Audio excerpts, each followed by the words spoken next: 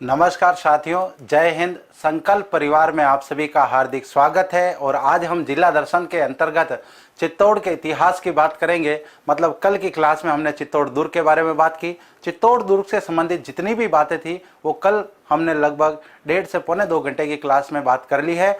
आज हम चित्तौड़ के इतिहास की बात करेंगे। चित्तौड़ के इतिहास का मतलब चित्तौड़ पर जिन राजवंशों ने शासन किया है उसकी बात आज की इस क्लास में होने वाली है। जितने भी साथी लाइव हैं क्लास को लाइक करें, अपने मित्रों के साथ शेयर करें। बिल्कुल सभी को प्रणाम। केवला देव काना पक्षी विहार भरतपुर से प्रणाम, चित्तौड़गढ़ दुर्ग से प्रणाम, हाड़ौती से प्रणाम, सभी को प्रणाम, सभी को राम राम। इसी के साथ आज की क्लास को प्रारंभ करते हैं और बीच में बात करते रहेंगे। सभी साथी क्लास को शेयर जरूर करें। गुड़ावालानी से भी प्रणाम, बाड़मेर से प्रणाम, सभी को प्रणाम, सभी को राम राम। तो आज की क्लास को प्रारंभ करते हैं। सबसे पहले मेवाड़ की स्थिति देखते हैं। मेवाड़ के संदर्भ में हमारे एग्जाम में क्या क्या फैक्टर बन सकते हैं। तो यहाँ पर बात करते हैं कि मेवाड़ जो है यहाँ पर सबसे लंबे समय तक शासन करने वाला एक राजवंश रहा है, जिस राजवंश का नाम है गोहिल राजवंश। और इसके प्राचीन नामों को लेकर एग्जाम में प्रश्न पूछा जाता है। तो यहाँ पर हम बात करते हैं, यहाँ पर प्रारंभ में मौर्यों ने शासन किया। तो यहाँ पर मेवाड़ पर सबसे पहले मौर्यों का शासन था। मौर्यों के बाद यदि हम बात करें, इसके बाद में चौहान, चूंकि हम पढ़ते हैं कि गोहिल राजवंश के जो शासक हैं वो चौहानों के सामंत थे। और उसके बाद में गोहिल राजवंश जो है वो यहाँ पर शासन करता है। अब मेवाड़ के प्राचीन नामों को लेकर भी एग्जाम में कई बार प्रश्न पूछा जाता है कि मेवाड़ के प्राचीन या पूर्व नाम क्या थे। तो प्राचीन नामों में सबसे पहला नाम आता है सीवी जनपद का, सीवी जनपद। तो सीवी जनपद की हम बात करेंगे। इसके अलावा नाम आता है प्रागवाट। इसके बाद नाम आता है मेदपाट और उसके बाद नाम आता है मेवाड़। और मेवाड़ चित्तौड़ के बाद राजधानी जब उदयपुर चली जाती है तो यही मेवाड़ उदयपुर हो जाता है। तो हम बात कर रहे हैं मेवाड़ के संदर्भ में। अब यहाँ पर चूंकि सीवी जनपद आ गया है, महाभारत कालीन ये जनपद हुआ करते थे। इस जनपद की राजधानी जो है वो चित्तौड़ के निकट ही पड़ती है। तो राजधानी कौन सी होगी? मध्यमिका। कहीं कहीं एग्जाम में और किताबों में आपको इसको मध्यमिका भी नाम मिलेगा, मध्यमिका। और ये क्या है? वर्तमान नगरी। चित्तौड़ में स्थित वर्तमान में जो नगरी नामक जगह है वो ही इस नाम से पहले जानी जाती थी। मतलब यहाँ पर हम बात कर रहे हैं मेवाड़ के प्राचीन नामों को लेकर। मेवाड़ के प्राचीन नाम क्या थे? तो कभी इसे सीवी जनपद का हिस्सा माना जाता था, कभी इसे प्रागवाट के नाम से जाना जाता था, कभी इसे मेदपाट के नाम से जाना जाता था। और ऐसा कहा जाता है कि मेदपाट का ही अपभ्रंश जो है वो नाम मेवाड़ हो गया। क्योंकि यहाँ पर हम बात करें चित्तौड़गढ़ दुर्ग की, तो दुर्ग की स्थापना चित्रकूट के नाम से हुई। चित्रांगद मौर्य ने अपने नाम पर बसाया, इस वजह से चित्रकूट नाम पड़ा। बाद में उसी मेवाड़ का नाम धीरे धीरे चित्रकूट के नाम से अपभ्रंश होके चित्तौड़ हो गया था। तो ये सारी बातें हमने इससे पहले चित्तौड़गढ़ दुर्ग के संदर्भ में कर ली है। अब यहाँ पर हम बात करेंगे मेवाड़ से संबंधित और क्या फैक्ट हमारे एग्जाम में बन सकते हैं। तो यहाँ पर हमने बात की मेवाड़ के प्राचीन नामों के बारे में, यहाँ पर किन किन राजवंश ने शासन किया वो हमने यहाँ पर बात की। इसके बाद हम बात करते हैं गोहिल राजवंश से संबंधित हमारे एग्जाम में क्या क्या प्रश्न बन सकता है, मेवाड़ से संबंधित क्या क्या फैक्ट हो सकता है। तो सबसे पहले यहाँ पर हम बात करते हैं कि सर्वाधिक लंबे समय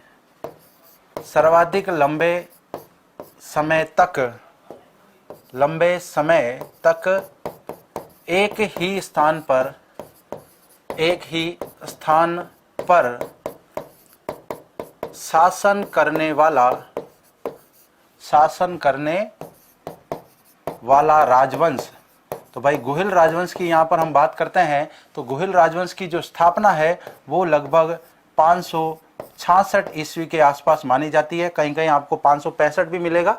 565 566 एक ही बात है। चलो दोनों आंकड़े कर लेते हैं ताकि बच्चों को कन्फ्यूजन ना हो। 565 या फिर 566 ईस्वी के आसपास स्थापना। तो यहाँ पर हम बात कर रहे हैं गोहिल राजवंश की स्थापना करने वाले व्यक्ति कौन थे? गोहिलादित्य। द्वितीय, इन्हीं को गुहिल के नाम से जाना जाता है। तो यहाँ पर हम बात कर रहे हैं गुहिल राजवंश के संदर्भ में सर्वाधिक लंबे समय तक एक ही स्थान पर शासन करने वाला ये राजवंश है। 566 से लेकर के हम बात करें 1947 तक की यदि हम बात करें तो लगातार इतने समय तक लगभग हम बात करते हैं तो यहाँ पर हमारे सामने लगभग 1350 साल का यहाँ पर आंकड़ा आता है। तब तक एक ही राजवंश ने यहाँ पर शासन किया। बहुत सारी जगह बहुत सारे राजवंश आए, समय के साथ में नष्ट हो गए, लेकिन ये एक ऐसा राजवंश था जिसने अपना अस्तित्व जो है वो कहते हैं कि लंबे समय तक यहाँ पर बनाए रखा। बिल्कुल, किनके पुत्र थे, क्या नाम था इनका, सभी बातें हम इनसे संबंधित आज करने वाले हैं। क्या योगदान रहा है इनका, अभी हम बात करते हैं। तो गुहिलादित्य की यहाँ पर हम बात कर रहे हैं, इन्होंने स्थापना की। दूसरी बात, इनसे संबंधित कुछ महत्वपूर्ण जानकारी कि भाई इनसे संबंधित और भी बहुत सारा पूछ लिया जाता है। तो पहली बात है, इनके पिता का नाम क्या था, इनकी माता का नाम क्या था, इनका लालन पालन किसने किया, लालन पालन, और इनका राज तिलक किसने किया, राज तिलक। तो अब यहां पर एग्जाम में प्रश्न इनसे संबंधित पूछा जाता है कि इनके पिता का नाम क्या था। ये खुद गुहिलादित्य थे तो इनके पिता का नाम था शीलादित्य, माता का नाम था पुष्पावती। लालन पालन इनका कमलावती ने किया था, कमलावती ने। और या फिर एक व्यक्ति थे जिनका नाम था विजयादित्य, तो ये इन दोनों ने इनका लालन पालन किया था। राज तिलक इनका मंडलीफ भील के द्वारा किया गया था। जनरली हम जानते हैं, जैसे बीकानेर के राठौड़ों की बात करें वहां पर गोदारा जाटों के द्वारा उनका राज तिलक किया जाता है। मेवाड़ की यदि हम बात करें तो यहाँ पर भील जो शासक है या भीलों के जो सरदार हैं वो यहाँ पर जो शासक बनेंगे उनका राज तिलक यहाँ पर करेंगे। जी बिल्कुल, तो बिल्कुल सामान्य जानकारी गुहिलादित्य से संबंधित। इनकी माता का नाम कमलावती नहीं होकर के माता का नाम क्या था, पुष्पावती था। शीलादित्य के ये पुत्र हुआ करते थे। अब इनका संबंध जो है वो कहां से बताया जाता है, कई बार इनके संबंध के बारे में एग्जाम में प्रश्न पूछ लिया जाता है, भाई ये आए कहां से थे यहाँ पर, तो यहाँ पर ये कहां से आए थे, वल्लभी गुजरात निवासी, वल्लभी जो कि गुजरात के अंदर है, वल्लभी गुजरात निवासी।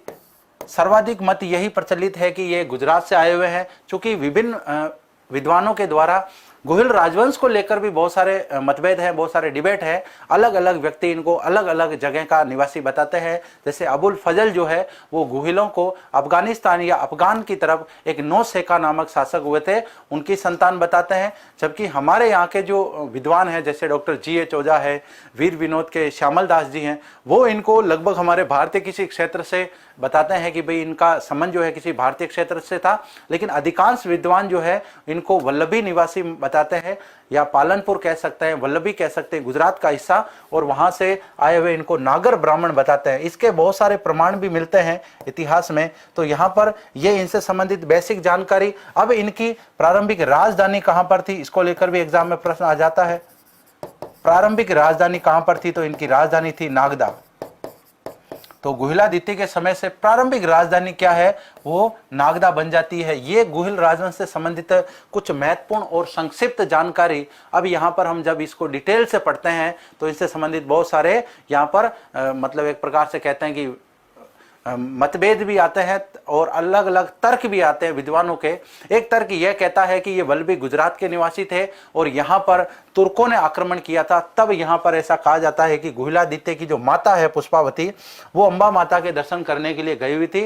अंबा माता का जो स्थान है वो हमारे माउंट आबू और गुजरात की जो सीमावर्ती जगह है वहां पर माना जाता था। और वहां पर कहते हैं कि वो दर्शन करने के लिए गई हुई थी और वहीं पर उनको जब सूचना मिलती है कि पीछे तुर्कों ने आक्रमण किया है वल्लभी पर, वल्लभी को नष्ट कर दिया गया है, तब वो वहीं पर रहती है और वहीं पर उनका संपर्क कमलावती और विजयादित्य से होता है। और कमलादित्य मतलब कमलावती के यहीं पर गुहिल का जन्म होता है। एक गुफा में जन्म होने के कारण इसका नाम गुहिल पड़ता है। और बाद में ऐसा कहा जाता है कि वहां पर जब आक्रमण हो गया है, वहां सब नष्ट हो गए हैं, तो वहां पर गुहिलादित्य ना जाकर के मेवाड़ की तरफ आते हैं, नागदा की तरफ आते हैं और यहां आकर के मेवाड़ राजवंश की वो स्थापना करते हैं। मतलब ये मेवाड़ राजवंश के क्या हो गए, मूल पुरुष कह सकते हैं इनको, या प्रारंभिक पुरुष कह सकते हैं, आदि पुरुष इनको हम कह सकते हैं।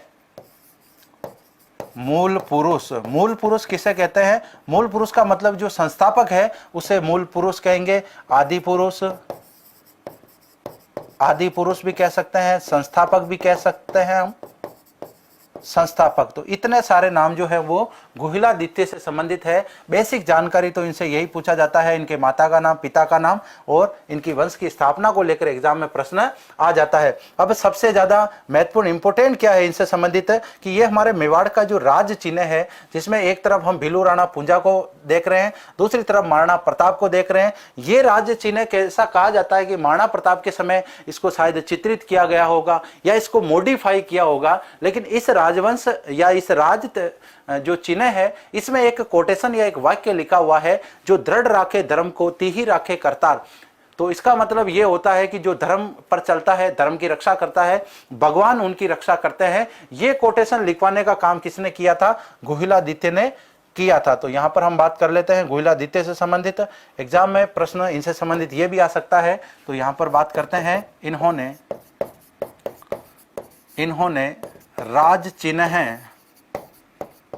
राज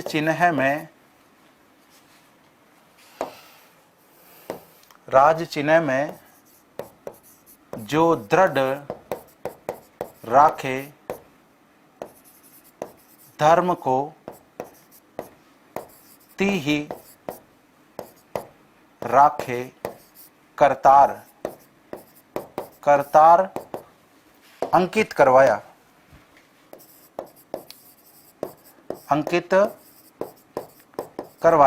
तो ये बेसिक जानकारी जो है ये हमें शिलादित्य से मिलती है। सबसे इंपॉर्टेंट, इन्होंने स्थापना की गुहिल राजवंश की, अपने ही नाम पर, यहाँ पर इनके नाम से गुहिल राजवंश आगे चलता है। माता का नाम, पिता का नाम, लालन पालन किन्होंने किया, इनका राज तिलक किन्होंने किया था। इन्होंने एक कोटेशन वाक्य दिया था जो कि मेवाड़ राज चिन्ह का एक मतलब सुवाक्य मान सकते हैं, एक वीरता का प्रतीक मान सकते हैं इस वाक्य को। और इसी पर मेवाड़ के महाराणा या मेवाड़ के जो शासक हैं वो अपने इस वाक्य पर दृढ़ रहते हैं और लंबे समय तक यहाँ पर शासन कर पाते हैं। तो ये सारी जानकारी जो थी ये गुहिल से संबंधित थी। बिल्कुल ध्वज में राणा पूंजा, महाराणा प्रताप का चिन्ह है और यहाँ पर बात करें ऊपर सूर्य भगवान का चिन्ह है। इस वजह से इस वंश को सूर्यवंशी के नाम से भी जाना जाता है। ये मेवाड़ है और इसमें ये चित्तौड़ दुर्ग का दृश्य भी दिया हुआ है। और यहाँ पर नीचे एक कोटेशन वाक्य लिखा हुआ है कि जो दृढ़ राखे धर्म को तिहि राखे करतार। ये जो कोटेशन था ये प्रारंभ में किसने लिखवाया था? यहाँ पर गुहिल राजवंश के शासक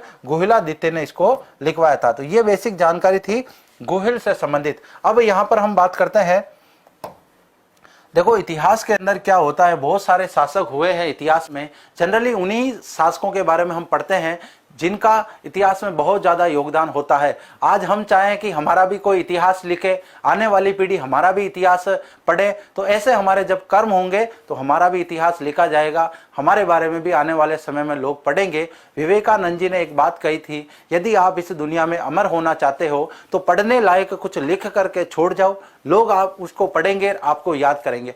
हम में से किसी ने विवेकानंद जी को नहीं देखा, गांधी जी को नहीं देखा, दयानंद सरस्वती जी को नहीं देखा, सुभाष चंद्र बोस को नहीं देखा, भगत सिंह, सुखदेव, राजगुरु को हमने नहीं देखा, लेकिन उनके आदर्श, उनके विचार, उनकी बातें कहीं ना कहीं लिखी हुई है कुछ पुस्तकों में। जहां पर भी हमें उनके बारे में पढ़ने को मिलता है, उनसे संबंधित बहुत सारी मूवियां भी बन चुकी है। जब इस प्रकार के माहौल को हम देखते हैं तो हम उन्हें याद करते हैं, उनके बारे में हम सुनते हैं और एक प्रकार से वो हमारे बीच में जो है अमर है। महाराणा प्रताप की हम बात करें, महाराणा प्रताप काफी समय पहले हुए, लेकिन उनके ऐसे कर्म थे कि आज भी हम वीरतापूर्वक उनका नाम लेते हैं, सम्मानजनक उनका नाम लेते हैं, आज उनके बारे में पढ़ते हैं और उनकी यशोगाथा गाते हैं। बाकी उनके समकालीन बहुत सारे ऐसे शासक थे जिनका इतिहास हमें गिना चुना पढ़ने को मिलता है, जबकि महाराणा प्रताप, राणा कुंभा, राणा सांगा, राणा लाखा, इधर रावल रतन सिंह जी की बात करें, बप्पा रावल की बात करें, इतना समय हो जाने के बाद भी इनका इतिहास हमारे सामने बहुत ही विस्तृत रूप से उपस्थित है। बिल्कुल गांधी जी की फोटो देखी हुई है। हाँ, जेब में गांधी हो ना हो, दिलो दिमाग में आंधी होनी चाहिए, तभी सफलता मिलेगी। बिल्कुल गांधी जी को देखी हुई फोटो, गांधी जी की फोटो हमने देखी हुई है, गांधी जी की फोटो सबने देखी हुई है। हारित ऋषि ने कालभोज को बप्पा रावल की उपाधि दी। बिल्कुल सभी बात करेंगे आज, बप्पा रावल से संबंधित सारी विस्तृत बात करेंगे। सबसे पहले बप्पा रावल की यदि हम बात करें, इनका मूल नाम क्या था? भाई देखो, सीधा पॉइंट टू द पॉइंट यदि हम बात करें तो सीधा पॉइंट टू पॉइंट यदि एग्जाम में इनसे संबंधित जब बात आती है ना,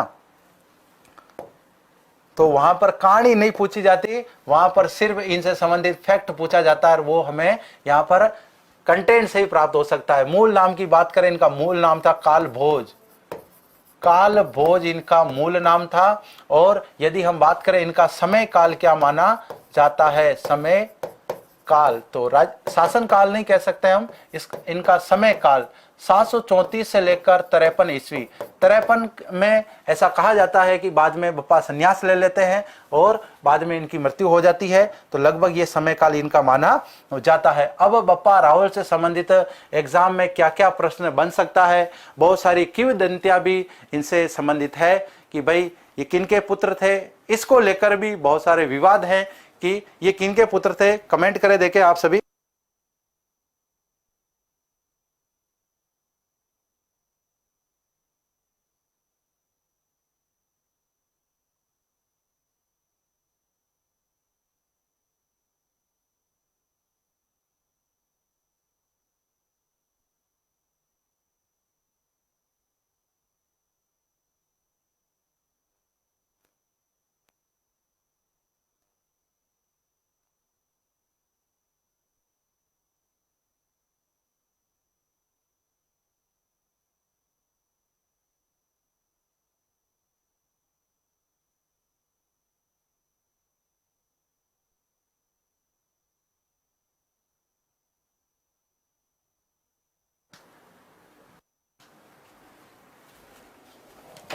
बिल्कुल चालू।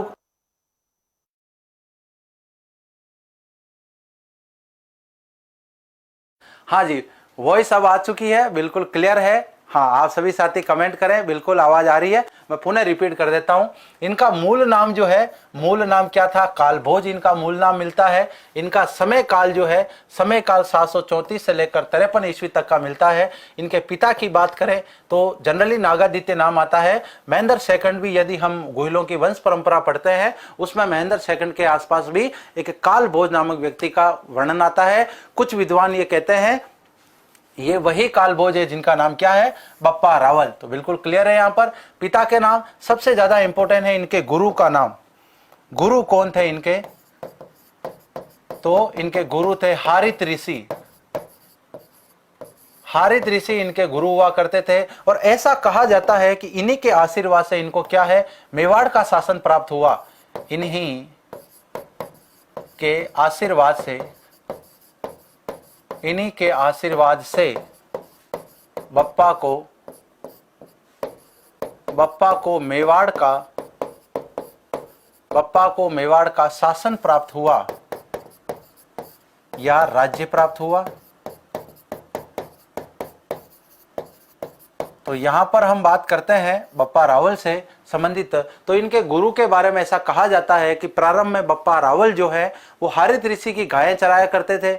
हारित ऋषि इनसे बड़े प्रसन्न थे, बड़े खुश थे, और गायें आराम से चरा रहे हैं। गुरु जी को भी खुश कर दिया।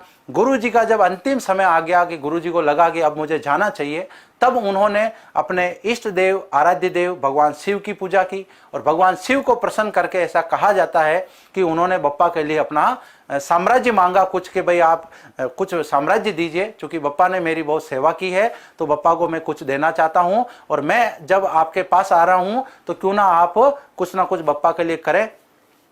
उसी समय ऐसा कहा जाता है कि एक देव विमान आता है, जो इस फोटो के अंदर दिया हुआ है। एक देव विमान आया हुआ है, इसमें गुरुजी बैठे हुए हैं। बप्पा को बुलाया था इन्होंने कि भाई मैं उस समय देवलोक में जाऊंगा, आप वहां पर आ जाना।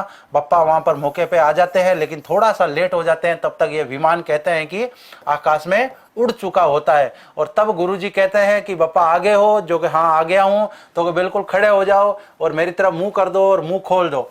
उधर से कहते हैं कि गुरुजी ने पीक दान जो है वो बप्पा के ऊपर गिराने की कोशिश की।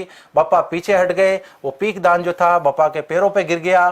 फिर गुरुजी ने पूछा कि बप्पा मेरा पीक जो है वो कहाँ पर गिरा, तो इन्होंने कहा गुरुजी ऐसे क्या कर रहे हो, ये थूक क्यों रहे हो, मतलब ये पीक दान क्यों कर रहे हो मेरे ऊपर। तो इन्होंने कहा कि बप्पा यदि ये तुम्हारे मुंह में गिर जाता तो तुम अमर हो जाते, चूंकि मेरी बहुत सारी सेवा की है आपने, इसलिए ये मेरी तरफ से आपको क्या है, एक तरीके से बेट है। लेकिन यदि पैर पर ये गिर गया है तो आपके पैर से एक तरह से ये मान लो कि मेवाड़ का जो साम्राज्य है उसको कोई नहीं छीन सकता। और ऐसा भी कहा जाता है कि बहुत सारा धन भी दिया जाता है गुरुजी के द्वारा बप्पा को। बाद में बप्पा के द्वारा सेना संगठित की जाती है। इनके पास एक विशालकाय सेना थी, शरीर भी काफी विशालकाय था, भीम का इनका शरीर था, बहुत बड़ी सेना थी। और सेना के दम पर इन्होंने इराक ईरान तक अपने साम्राज्य का विस्तार किया। इसका प्रमाण हमें मिलता है पाकिस्तान में स्थित रावलपिंडी नामक जो जगह है वो इन्हीं के नाम पर पड़ती है। बिल्कुल, तो यहाँ पर ये फोटो आपके सामने है बप्पा की। ये गाय, बप्पा जो है यहाँ पर गायें चराया करते थे गुरुजी की। गुरुजी ने आशीर्वाद दिया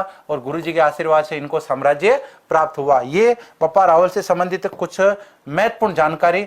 अब यहाँ पर हम बात करते हैं, गुरुजी ने कहा था, गुरुजी के कहने पर इन्होंने चित्तौड़ पर आक्रमण किया।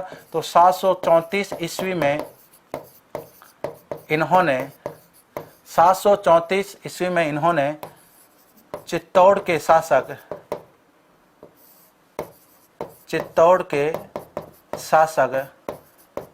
मान मौर्य को पराजित किया। मान मौर्य या फिर आपको कहीं कहीं मान मौरी भी मिलता है, दोनों एक ही व्यक्ति है। अपभ्रंश पढ़ते और पढ़ाते थोड़ा क्या हो जाता है, नाम में चेंजेज आ जाता है। तो ये है मान मौर्य या मान मौरी। तो 734 ईस्वी में इन्होंने चित्तौड़ पर आक्रमण किया या चित्तौड़ के शासक मान मौर्य या मान मौरी को पराजित किया, पराजित कर चित्तौड़ पर अधिकार किया, चित्तौड़ पर अधिकार किया। तो चित्तौड़ पर इनका अधिकार हो गया, लेकिन अभी तक इन्होंने अपनी राजधानी नहीं बदली है। अब यहां पर हम बात करते हैं इनकी राजधानी क्या थी। तो प्रारंभ से जो चली आ रही है जगह वही इनकी राजधानी है, नागदा। तो यहीं पर बप्पा रावल शासन कर रहे हैं नागदा में। और बाद में यहीं पर कहते हैं कि इन्होंने इसी के निकट एक जगह है कैलाशपुरी, इन्होंने कैलाशपुरी में एकलिंग मंदिर का निर्माण करवाया, एकलिंग जी के मंदिर का निर्माण करवाया।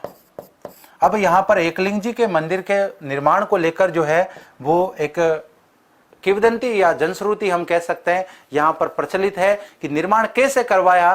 तो यहाँ पर जब ये हारित ऋषि की गायें चराया करते थे तब एक दिन ऐसा हुआ कि गुरुजी को पता चला कि एक ऐसी गाय है जो चर के आने के बाद, जैसे ही बप्पा रावल उनको चरा के लेके आ रहे हैं, बाद में वो दूध नहीं देती थी। कुछ लोगों ने शिकायत की कि बप्पा जो है इनका दूध पी जाते हैं, इस वजह से ये गाय दूध नहीं देती है। तो गुरुजी ने कहा, बप्पा ये बात तो सही है कि गायें बढ़िया चरा के लाते हो, शाम को सभी गायें अच्छा दूध देती है, पर ये गाय दूध नहीं देती है, इसका दूध तुम पी जाते हो, ये गलत बात है, ये सही बात नहीं है। बप्पा को मामला समझ में नहीं आया कि भाई मैं दूध जब पीता नहीं हूं तो गाय का दूध कहां पर जाता है। इन्होंने उस गाय की निगरानी रखी कि भाई गाय कहां जाती है, कहां पे चरती है। तब इनको पता चला कि गाय जो है वो एक जगह जाके रुक जाती है, उसके थनों से दूध अपने आप निकलना शुरू हो जाता है। तो बप्पा को मामला समझ में नहीं आया। इन्होंने सारी बात जो है वापस आकर के गुरुजी को बताई। गुरुजी को पता चल गया कि भाई वहां पर कोई ना कोई देवीय शक्ति है। गुरुजी ने आकर के वहां पर कुछ जगहों को खोदा,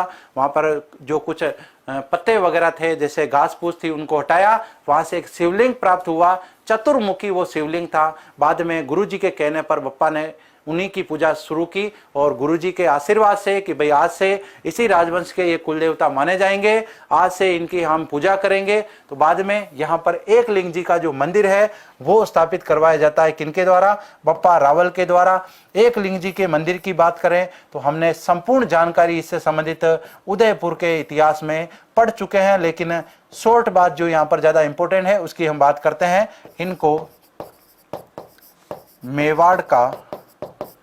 इनको मेवाड़ का राजा, वास्तविक शासक,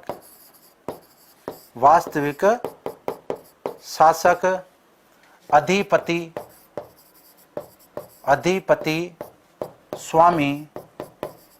स्वामी माना जाता है। तो भाई एकलिंग जी जो है वो मेवाड़ के वास्तविक स्वामी हैं, वास्तविक शासक हैं, वास्तविक राजा हैं, वास्तविक मालिक हैं। ये बात कौन कहते हैं? ये बात बप्पा रावल स्वयं कह देते हैं कि आप यहाँ के मालिक हो, आप स्वयं शासक हो, हम तो क्या हैं, आपके दीवान हैं, मतलब हम आपके प्रधानमंत्री के तौर पर यहाँ पर शासन करेंगे और जब भी हमें यहाँ से मेवाड़ से बाहर जाना होगा हम आपकी बिना अनुमति के नहीं जाएंगे। तो मेवाड़ शासकों द्वारा अपने अधिपति या स्वामी एकलिंग जी से अनुमति लेना कि भाई मैं मेवाड़ से बाहर जा रहा हूं, क्या कहलाता है? आस्का कहलाता है ना? आस्का, आस्का, आस्का क्या होता है? अनुमति लेना। तो आस्का से संबंधित अनुमति लेना जो है वो आस्का कहलाती थी। और अनुमति किन से लेंगे? एकलिंग जी, भगवान से लेंगे, एकलिंग जी से लेंगे। तो ये कुछ संक्षिप्त जानकारी जो थी बप्पा रावल से संबंधित थी। अब यहाँ पर बात करते हैं, बप्पा रावल ने बहुत सारे निर्माण कार्य भी करवाए। तो बप्पा ने सास बहू या जिसे हम सहस्त्र बाहु मंदिर बनवाया। और ये मंदिर कहाँ पर है? ये मंदिर भी नागदा के अंदर पड़ता है। तो ये लगभग हम कह सकते हैं कि बप्पा रावल जो है इनसे संबंधित सारी जानकारी थी। बाद में इन्होंने सोने के सिक्के भी जारी किए, मेवाड़ के प्रथम शासक जिन्होंने सोने के सिक्के जारी किए।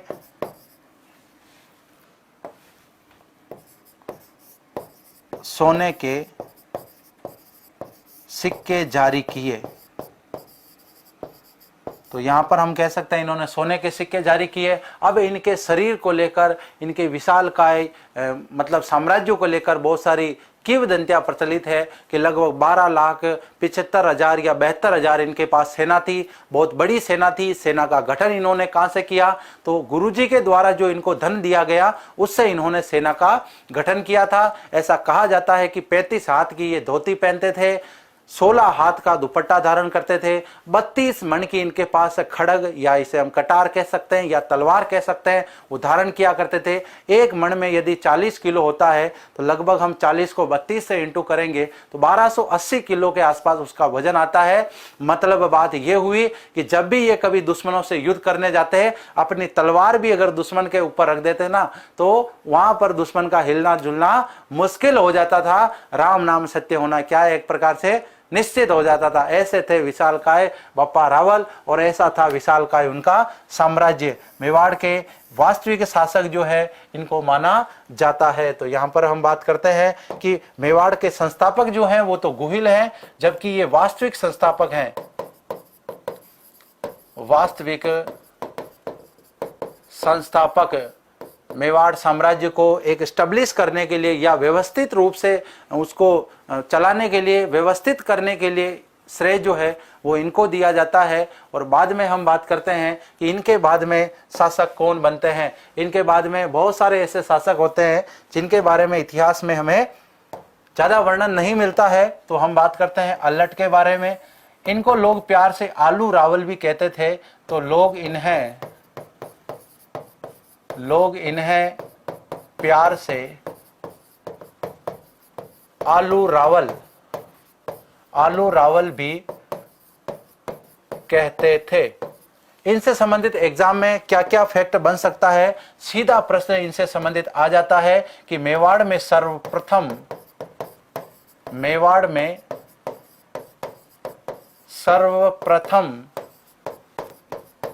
नौकरशाही का गठन किया।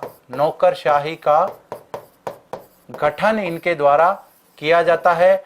नौकरशाही क्या होता है? वर्तमान में आप जितने भी साथी हैं सरकारी नौकरी की जो तैयारी कर रहे हैं, इस प्रकार से सेना में चयन करना, नौकरों को एक प्रकार से सेलेक्ट करना, ये जो नौकरशाही का तरीका था ये इनके समय में प्रारंभ होता है। जैसे ब्यूरोक्रेट्स जो आज के होते हैं ये उसी जमाने की नौकरशाही वर्तमान में भी चल रही है।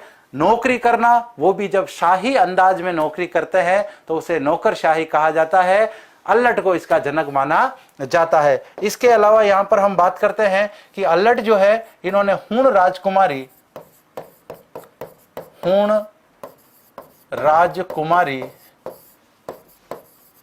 हरिया देवी से विवाह किया। हरिया देवी से विवाह किया और ये लगभग गोहिलों में प्रथम अंतर्राष्ट्रीय विवाह माना जाता है। प्रथम अंतर्राष्ट्रीय विवाह हम इसे कह सकते हैं। तो ये जानकारी थी अल्लट से संबंधित है। और भी इनके बारे में ऐसा कहा जाता है कि इन्होंने वराह मंदिर भी बनवाया, और ये मंदिर कहाँ पर है, ये नागदा के अंदर पड़ता है। तो अल्लट इन्होंने नौकरशाही का गठन किया, लोग प्यार से इन्हें आलू रावल कहते थे।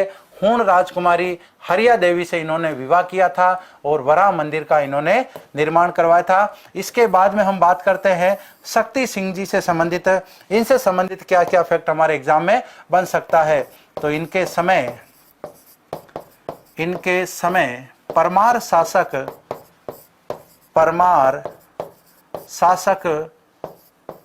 मुंज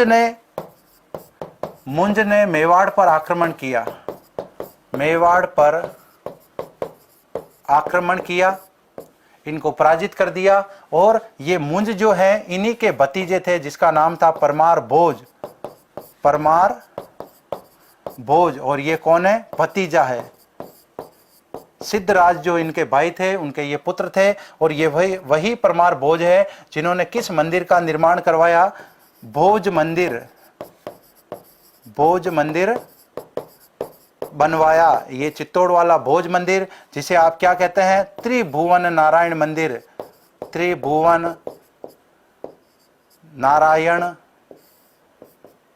मंदिर, इसी को आप समीधेश्वर मंदिर भी कहते हैं। बाद में मोकल के द्वारा इसका जीर्णोद्धार करवाया जाता है और यही नाम मोकल मंदिर के नाम से भी आ जाता है। बिल्कुल आलू की सब्जी भी खाते हैं। और यहाँ पर हरिया की बात करें तो मारवाड़ में हरिया जो है वो मूंग को कहा जाता है। और यहाँ पर हम बात करें कि हरिया कौन है, तो हरिया देवी एक महिला का नाम है जिसके साथ विवाह कौन करते हैं, जिसके साथ अल्लट विवाह करते हैं। शक्ति सिंह के समय बात करें तो यहाँ पर शासक मुंज ने आक्रमण कर दिया, मेवाड़ पर अधिकार कर लिया। और इनके यहाँ पर रहते समय परमार भोज जो है वो इनके भतीजे हैं, सिद्धराज के पुत्र हैं। वो यहाँ पर क्या करते हैं, एक मंदिर का निर्माण करवाते हैं जिसे प्रारंभ में भोज मंदिर कहा जाता था, बाद में उसे त्रिभुवन नारायण मंदिर कहा जाने लगा, उसी को समीधेश्वर मंदिर कहा जाने लगा। और जब राणा मोकल ने उसका जीर्णोद्धार करवाया तब उसे मोकल मंदिर के नाम से भी जाना जाने लगा। बिल्कुल। और इस मंदिर से संबंधित सारी जानकारी कल की क्लास में हमने ले ली है,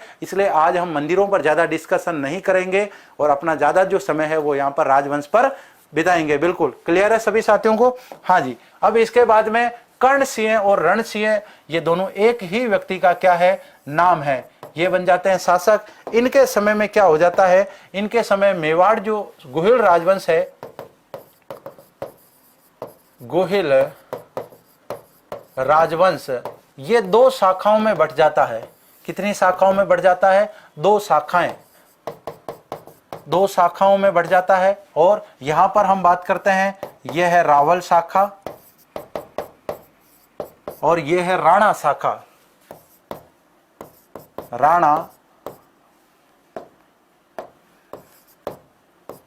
राणा शाखा कह दो, इसी को बाद में आप महाराणा शाखा भी कहते हैं, एक ही बात है। राणा महाराणा, जैसे कि यहाँ पर हम बात करते हैं रावल शाखा की, तो यहाँ पर इसके जो जनक हैं वो क्षेम सिंह को माना जाता है। मतलब क्षेम सिंह के आगे जितने भी शासक होंगे वो रावल शासक होंगे। और यहाँ पर राहप जो है, राहप वो, और इनका ठिकाना क्या है, सिसोदा गांव। सिसोदा की इनको जागीर मिल जाती है। तो राहप सिसोदा गांव वाले जागीरदार जो हैं वो राणा महाराणा होंगे। और यहाँ पर हम बात करें क्षेम सिंह, और इन्हीं के दो पुत्र होते हैं बाद में, जिनका एक का नाम होता है सामंत सिंह और एक का नाम होता है कुमार सिंह। और आप सभी साथियों को याद हो तो हमने जब जालोर राजवंश पढ़ा था तब मैंने आपको बताया था ये वही सामंत सिंह है जिस पर नाडोल के व्यक्ति कीर्तिपाल ने आक्रमण कर दिया था, मेवाड़ पर अधिकार कर लिया था। लेकिन कुमार सिंह के नेतृत्व में कुछ मेवाड़ी सरदारों ने उसका विरोध किया। बाद में वो जब मेवाड़ से पुणे नाडोल जाता है और नाडोल से बाद में जालोर जाकर के वहां पर सोनगरा राजवंश की स्थापना करता है। मतलब यहाँ पर एक प्रकार से कह सकते हैं कि उनका शासन स्थापित नहीं हो पाता है। सामंत सिंह के समय कीर्तिपाल आक्रमण करते हैं। कुमार सिंह जो है या कुमारपाल भी कह सकते हैं, तो ये जो है बाद में आक्रमण कर लेते हैं किस पर, कीर्तिपाल पर, और कीर्तिपाल को पराजित करके मेवाड़ का शासन प्राप्त करते हैं। तो यहां पर हम कह सकते हैं कीर्तिपाल को पराजित कर मेवाड़ पर अधिकार किया।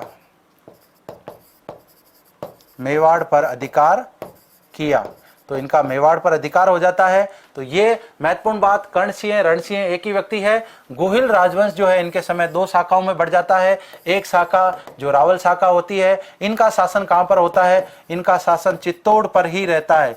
लेकिन जो ये राणा शाखा है, ये राहब जो है एक प्रकार से कह सकते हैं इनके वंशज जो है वो सिसोदा गांव की इनको जागीर प्राप्त हो जाती है। बाद में हम जब रावल रतन सिंह की बात करेंगे उनके समय रावल शाखा समाप्त हो जाएगी और यहीं के एक व्यक्ति जिनका नाम है राणा हमीर, वो ही चूंकि उन्हीं के वंशज हैं। यहाँ पर कर्ण सिंह और रण सिंह के समय एक ही वंशज हैं, बाद में यहाँ पर 2 शाखाएं बट रही है। इसका उदाहरण आप ऐसे समझ सकते हैं, एक व्यक्ति जो गांव में रहता है उसके 2 पुत्र हैं। एक पुत्र ये कहाँ है, ये तो गांव में रह गए, दूसरे ये पुत्र कहां पर हैं, ये शहर में चले गए।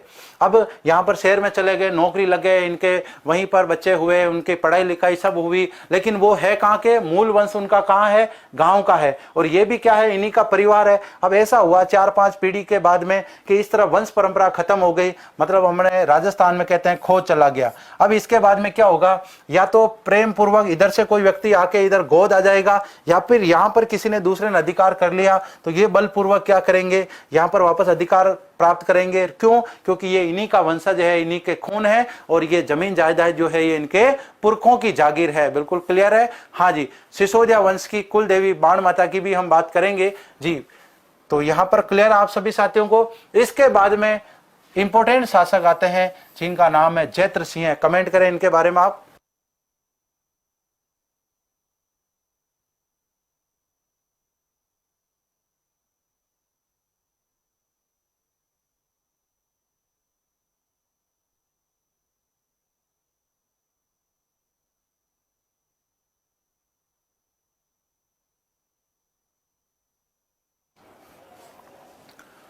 हाँ जी, तो यहां पर हम बात कर रहे थे जैत्र सिंह जी के बारे में। अब यहां पर कंफ्यूजन क्या हो रहा है, देखो इनका शासनकाल 2 लिखा हुआ है। यहां से मेवाड़ में जो शासक हैं उनके शासनकाल को लेकर भी क्या होता है, थोड़ा सा डिबेट आ जाता है। ये 1213 से लेकर 53 जो है डॉक्टर GH ओझा, गौरी शंकर हीराचंद ओझा जो है वो इनका कार्यकाल क्या है ये बताते हैं। बाकी लगभग सभी जगह हमें इनका कार्यकाल जो है 1213 से लेकर 1250 तक मिलता है। जैत्र सिंह जी यहाँ के एक बहुत ही इंपॉर्टेंट शासक हैं, चित्तौड़ के एक महत्वपूर्ण शासक हैं। और अब इनसे संबंधित क्या बात आ जाती है, तो प्रथम शासक या ये कह सकते हैं प्रथम गुहिल शासक, प्रथम गुहिल शासक जिन्होंने चित्तौड़ को अपनी राजधानी बनाया, चित्तौड़ को अपनी राजधानी बनाया। चित्तौड़ को राजधानी क्यों बनाया, तो एक युद्ध होता है जिसका नाम है भूताला का युद्ध। भूताला का युद्ध ऐसा माना जाता है कि 1222 से लेकर 1229 ईस्वी के मध्य ये युद्ध होता है। और ये युद्ध किन किन के बीच में होता है, तो जैत्र सिंह वर्सेज इल्तुतमिश के बीच में होता है। इल्तुतमिश, और इसकी हार भी हो जाती है यहाँ पर। लेकिन हार कर एक प्रकार से कह सकते हैं खिसियानी बिल्ली जब खंबा नोचे, वो जो कहावत है वो यहाँ पर इल्तुतमिश के ऊपर क्या है, सिद्ध हो जाती है। यहाँ पर युद्ध में पराजित हो जाते हैं, भूताला के युद्ध में, और यहाँ से पराजित होकर भागते भागते क्या कर देते हैं, नागदा में आग लगा देते हैं। नागदा को नष्ट किया। जब नागदा नष्ट हो जाती है तब यहां पर हम बात करें जैत्र सिंह जी जो है, पहले इनकी प्रारंभिक राजधानी की बात करते हैं। प्रारंभिक इनकी जो राजधानी है, राजधानी वो रहती है नागदा। इसके बाद में आहड़ जो है वो भी इनकी राजधानी रहती है, और बाद में ये चित्तौड़ को राजधानी बनाते हैं। चित्तौड़ को यहाँ पर ये राजधानी बना देते हैं। तो इनके समय दो राजधानियां मानी जाती है, आहड़ और चित्तौड़। नागदा पहले से राजधानी चली आ रही है, प्रारंभिक समय में राजधानी भी है। भूताला का यहाँ पर युद्ध होता है जो एक महत्वपूर्ण युद्ध माना जाता है। किसके समय होता है, ये एग्जाम में प्रश्न पूछा जाता है। और यहां पर यदि हम बात करें, बिल्कुल लगभग 1227 के आसपास का समय माना जाता है, लेकिन फिक्स जो समय है वो लगभग मतलब क्लियर नहीं है, कहीं पर ऐसा लिखा हुआ नहीं है कि भाई फिक्स इसी डेट को हुआ। तो 1222 से लेकर 27 के बीच में ये घटना मानी जाती है। बिल्कुल क्लियर है, एक डेट अपन ले सकते हैं 1227 इसके बीच में ही आ रहा है, कोई दिक्कत नहीं है ना। तो यहां पर 1222 से 27 के बीच में अनुमानित, लेखक जो है वो सारे एक मत नहीं है इस मुद्दे को लेकर, तो इसके बीच में मानी जाती है। दूसरी बात, अभी इससे पहले हमने बात की थी कि इससे पहले यहां पर हम बात कर रहे थे कि सामंत सिंह जी के समय नाडोल के जो है कीर्तिपाल वो यहाँ पर आक्रमण करते हैं, अपने पूर्वजों की मतलब एक प्रकार से कहते हैं आन बान शान का बदला लेने के लिए पुनः जैत्र सिंह जो है वो नाडोल के जो शासक हैं या जालोर के कह सकते हैं, वहां के शासक उदय सिंह जी के ऊपर आक्रमण कर देते हैं। और जब उदय सिंह जी इस युद्ध में पराजित हो जाते हैं तो इनके पुत्र का नाम है तेज सिंह। तेज सिंह प्लस रूपादे। तो रूप कैसा था, तेज था। इनका क्या हो जाता है, विवाह हो जाता है। और तेज सिंह कौन है, इनके पुत्र हैं। रूपादे कौन है, उदय सिंह की पुत्री है ना। चाचिंग देव भी कहीं कहीं मिलता है पुत्री। और ये कौन है, चौहान शासक, चौहान शासक। तो ये महत्वपूर्ण बात तो यही है इनके समय में कि इन्होंने वापस अपने पूर्वजों की आन मान का बदला लेने के लिए वापस आक्रमण किया चौहानों के ऊपर, उनको पराजित किया। और वहां पर उदय सिंह जी जो है अपनी पुत्री रूपा दे का विवाह किनके साथ, इनके पुत्र तेज सिंह के साथ कर देते हैं। भूताला का युद्ध इनके समय होता है, नागदा इनके समय नष्ट हो जाती है। इसीलिए राजधानी कहाँ ले जाते हैं, चित्तौड़ ये राजधानी लेकर चले जाते हैं। ध्यान रखें, बप्पा रावल जो है वो चित्तौड़ को विजित करते हैं, लेकिन राजधानी के तौर पर क्या कर लेते हैं, उसको सुरक्षित रख लेते हैं। क्योंकि चित्तौड़ जो है सामरिक स्थिति के कारण वहां पर बहुत सारे आक्रमण होते थे, इसलिए बप्पा रावल ने वहां पर राजधानी स्थापित नहीं की। बिल्कुल तेज सिंह वर्सेज रूपादे, क्लियर है यहाँ पर। हाँ जी, नेक्स्ट बात करते हैं तेज सिंह जी के बारे में। तेज सिंह जी नाम से ही पता चल रहा है बहुत ही तेज है ये। अब इनका जो शासनकाल है 1250 से लेकर 73 तक माना जाता है। लेकिन जी.एच.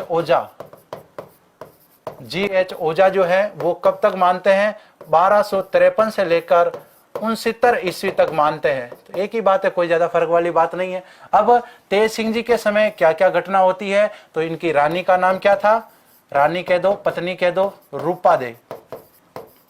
इसके अलावा यहां पर बात करते हैं इनके समय मेवाड़ चित्रशैली का जन्म या प्रारंभ होता है। प्रारंभ होता है तो इनके समय में एक चित्र चित्रित किया जाता है, जिस चित्र का नाम है श्रावक प्रतिक्रमण सूत्र चूर्णी। श्रावक प्रतिक्रमण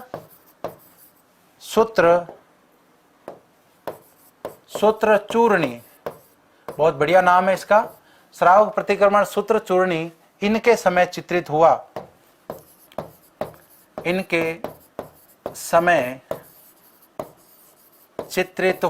एग्जाम में बहुत सारा इंपॉर्टेंट है, पूछा भी जाता है। अब इसके चित्रकार कौन माने जाते हैं, तो यहां पर बात करते हैं चित्रकार या चितेरा कह सकते हैं, कमल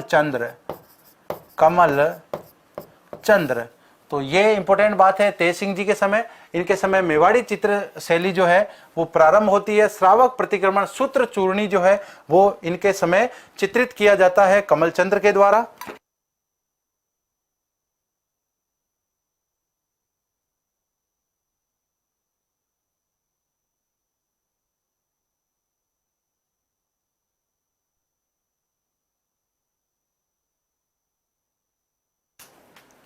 और यदि हम यहाँ पर बात करें तो इनके समय में दिल्ली के सुल्तान बलबन के द्वारा आक्रमण किया जाता है। गयासुद्दीन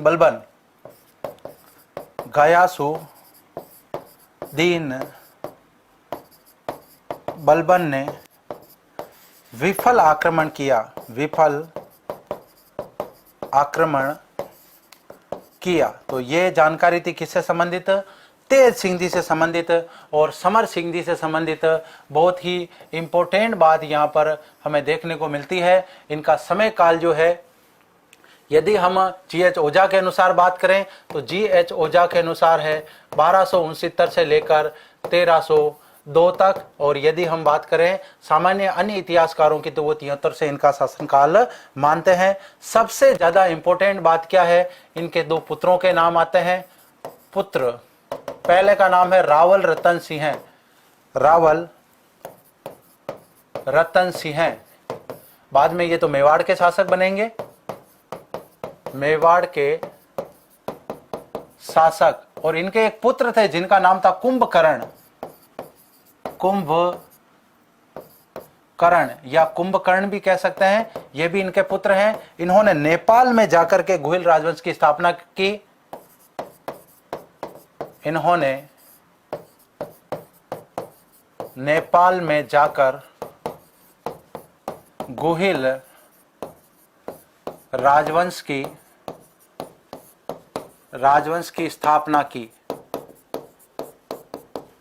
तो यहाँ पर जनरली हम जानते हैं कि जब भी कोई शासक बनते हैं तो बाद में उनके उत्तराधिकारी या युवराज के तौर पर उनके बड़े पुत्र को घोषित किया जाता है, और जितने भी उनके अन्य पुत्र होते हैं उनको या तो उनका सामंत बनना पड़ता है, या वो कहीं दूसरी जगह जाकर के स्वतंत्र शासन कर सकते हैं, या फिर उन्हीं के अधीन जो जागीरें हुआ करती थी वो जागीरें उनके पुत्रों को दे दी जाती थी, और बाद में वो एक प्रकार से उन जागीरों के ठिकानेदार होते थे और इनके सामंत बन जाते थे।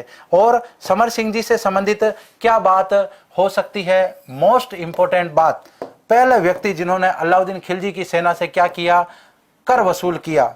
तो यहां पर हम बात कर सकते हैं, इन्होंने एके या अलाउद्दीन खिलजी, इन्होंने एके की सेना से कर वसूल किया। और जब पता चला कि अलाउद्दीन खिलजी आक्रमण करने वाले हैं तो अपने पुत्र को किसको शासक बना दिया, रावल रतन सिंह को शासक बनाया। इन्होंने अपना उत्तराधिकारी बड़े पुत्र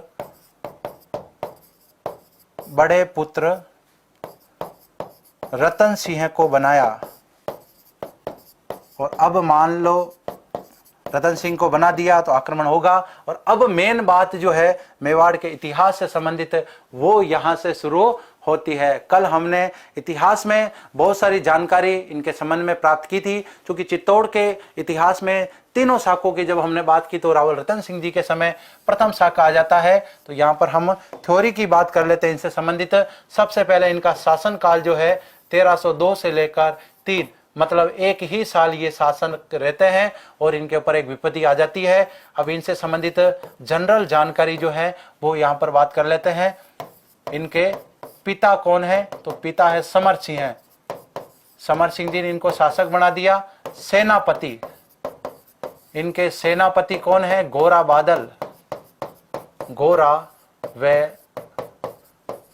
बादल। रानी कौन है, तो रानी है पद्मिनी। और इन्हीं के समय होगा चित्तौड़ का शाका आक्रमण होगा यहाँ पर। और इनके संबंध में एक दरबारी का प्रश्न भी आ जाता है, दरबारी। तो राघव चेतन 2018 की BSTC में पूछा गया था। ये कौन था, तांत्रिक था। तांत्रिक या मंत्री कह दो, दरबारी कह दो, एक ही बात है। और अब ज्यादा से ज्यादा जो है इनके संबंध में तो वो कहानियों के पुलिंदे आ जाते हैं। जानकारी के स्रोत कहां से इनसे प्राप्त होते हैं, जानकारी। तो इनसे संबंधित जानकारी जो है वो आ जाती है गोरा बादल की चौपाई से। गोरा बादल की चौपाई। इसके अलावा खजाइन उल फुतूह है, खजाइन उल फुतूह है। और पद्मावत जो है वो इनसे संबंधित महत्वपूर्ण जानकारी देते हैं। यहाँ पर गोरा बादल चौपाई की बात करें, यहाँ पर खजाइन उल फतूह की बात करें तो इसकी रचना की थी हेमचंद्र सूरी ने। यहाँ पर खजाइन उल फतूह की रचना अमीर खुसरो ने, अमीर खुसरो जिनको तोता ए हिंद भी कहते हैं, तोता ए हिंद, और ऐसा कहा जाता है कि ये उस समय युद्ध में उपस्थित है, आंखों देखा इन्होंने वर्णन किया। पद्मावत मलिक मोहम्मद जायसी, मलिक मोहम्मद जायसी, ये इनसे संबंधित जानकारी के स्रोत हैं। एग्जाम में ज्यादातर इनसे संबंधित जानकारी के स्रोत पूछे जाते हैं, कहानी वाणी यहाँ पर नहीं पूछी जाती है। बिल्कुल गोरा बादल की चौपाई जो है वो भी इनसे संबंधित जानकारी देती है। सबसे महत्वपूर्ण जो है वो ये है खजाइन उल फतूह है, क्योंकि अमीर खुसरो जो है इस समय उपस्थित होते हैं और वो यहाँ पर इसका आंखों देखा वर्णन करते हैं। 1540 ईस्वी के आसपास इस पद्मावत की रचना होती है, जो कि कपोल कल्पना पर आधारित है। अधिकांश इतिहासकार इसे वास्तविक नहीं मानते हैं। अब पद्मिनी के बारे में ऐसा कहा जाता है सिंहल द्वीप की ये राजकुमारी थी, तो यहां पर बात कर लेते हैं। सिंहल द्वीप के राजा गंधर्व सेन की पुत्री, गंधर्व सेन की पुत्री थी। तो यहाँ पर पद्मिनी से संबंधित भी कहानी आती है कि रतन सिंह जी को एक हीरामन तोते के द्वारा जानकारी दी जाती है और बाद में रतन सिंह जी जो है वो यहाँ पर आक्रमण तो क्या एक प्रकार से कह सकते हैं कि कैदी के वेश में जाते हैं और पद्मिनी को प्राप्त करने के लिए वहां पर 12 साल तक रहते हैं और बाद में एक प्रकार से पद्मिनी इनको प्राप्त होती है। यह है हमारा राजस्थान। यहाँ पर बात करते हैं दिल्ली, यह है गुजरात जीजे और यह है एमपी। तो यहाँ पर यदि हम बात करें ये तो पड़ेगा रणथंभौर, ये चित्तौड़ और ये जालोर। अब जब भी कभी आक्रमण करना होगा दिल्ली के शासकों को तो उनको सामरिक दृष्टि से उनको ये लग रहा है चित्तौड़ हमारे अधिकार में हो, इधर से जालोर आक्रमण करना भी आसान है, इधर रणथंभौर पर आक्रमण भी करना आसान है, मध्य प्रदेश पर भी आक्रमण करना आसान है, गुजरात पर भी आक्रमण करना आसान है। इसका मतलब सबसे मुख्य कारण क्या है? चित्तौड़ की सामरिक स्थिति, चित्तौड़ की सामरिक स्थिति, यह महत्वपूर्ण कारण था। तो यहां पर हम बात कर सकते हैं कि एके के चित्तौड़ आक्रमण के कारण, चित्तौड़ आक्रमण के कारण, इसमें पहला ही कारण क्या है? चित्तौड़ की सामरिक स्थिति। दूसरा हम कह सकते हैं कर वसूली, या फिर एके की सेना से कर वसूली, एके की सेना से कर वसूली। और तीसरा कारण कह सकते हैं पद्मिनी को पाने की लालसा, पद्मिनी को पाने की लालसा। ये तीन कुछ ऐसे प्रमुख कारण हैं। ये कारण जो है वो मलिक मोहम्मद जायसी के द्वारा बताया जाता है। बाकी के चित्तौड़ की सामरिक स्थिति को लेकर एके की सेना से इनके पिता समर सिंह ने क्या किया था? कर वसूल किया था। इस वजह से अलाउद्दीन खिलजी ने चित्तौड़ पर आक्रमण किया। और यहां पर बात कर लेते हैं चित्तौड़ का प्रथम शाखा, चित्तौड़ का प्रथम शाखा कब हुआ था? तो ये हुआ था लगभग 26 अगस्त 1303 को। आक्रमण किसने किया था? तो यहां पर बात कर लेते हैं अलाउद्दीन खिलजी वर्सेज रावल रतन सिंह, रावल रतन सिंह, इनके सेनापति गोरा और बादल। और यहां पर कह सकते हैं पद्मिनी द्वारा जौहर, पद्मिनी द्वारा जौहर। अब यहां पर अलाउद्दीन खिलजी की तरफ इनके साथ कौन है? खिज्र खा जो इनके पुत्र हैं। बाद में इनको चित्तौड़ का क्या बनाएंगे? प्रशासक, चित्तौड़ का प्रशासक बनाया। और चित्तौड़ का नाम क्या कर दिया? चित्तौड़ का नाम कर दिया खिजराबाद, खिजराबाद। तो ये घटना थी अलाउद्दीन खिलजी से संबंधित। अलाउद्दीन खिलजी ने 1303 में चित्तौड़ पर आक्रमण किया। कारण वही थे चित्तौड़ की सामरिक स्थिति, पद्मिनी को पाने की लालसा, केवल ये बात जो है मलिक मोहम्मद जाहिसी कहता है, अन्य मतलब इतिहासकार इसका समर्थन नहीं करते हैं। और हम बात करते हैं कि चित्तौड़ की सामरिक स्थिति के साथ में इनसे पहले इनके पिता जो समर सिंह थे, उन्होंने 1299 के आसपास जब अलाउद्दीन खिलजी की सेना गुजरात अभियान पर जा रही थी तब उन पर आक्रमण कर दिया उनके सेनापति लुम्बा ने और उनसे धन लूट लिया था। यह बात भी अलाउद्दीन खिलजी को अच्छी नहीं लगी। अलाउद्दीन खिलजी ने आक्रमण किया, चित्तौड़ का साका हो गया प्रथम साका। रावल रतन सिंह जी वीर गति को प्राप्त हुए, इनके सेनापति घोड़ा बादल भी वीर गति को प्राप्त हुए। पद्मिनी जो है इनके द्वारा जौहर कर दिया गया। बाद में चित्तौड़ जो है वो खिज्र खां को सौंप दिया, खिज्र खां को यहाँ का प्रशासक बनाया। अलाउद्दीन खिलजी ने यहाँ पर इसका नाम बदल के खिजराबाद किया और खिज्र खां के समय क्या बना, गंभीरी नदी पर एक पुल बना, गंभीरी नदी पर पुल बनाया गया। और बाद में खिज्र खां कहते हैं 1316 में अलाउद्दीन खिलजी की मृत्यु होती है। खिज्र खां दिल्ली प्रस्थान कर जाते हैं और उसी समय बाद में मुछला मालदेव जो कि कानड़ देव सोनगरा के भाई हैं, वो इन्हीं के अधीनस्थ होते हैं, उनको चित्तौड़ का प्रशासक बनाया जाता है। रावल रतन सिंह रावल शाखा के अंतिम शासक थे। इनके बाद रावल शाखा समाप्त होती है। कल की क्लास में हम बात करेंगे राणा हमीर से संबंधित, उसके बाद में सिसोदिया शाखा जो है वो प्रारंभ होती है। सभी साथी क्लास को लाइक करें, अपने मित्रों के साथ शेयर करें, टेलीग्राम चैनल को ज्वाइन करें, चैनल को सब्सक्राइब करें। मिलते हैं कल। जय हिंद, जय भारत।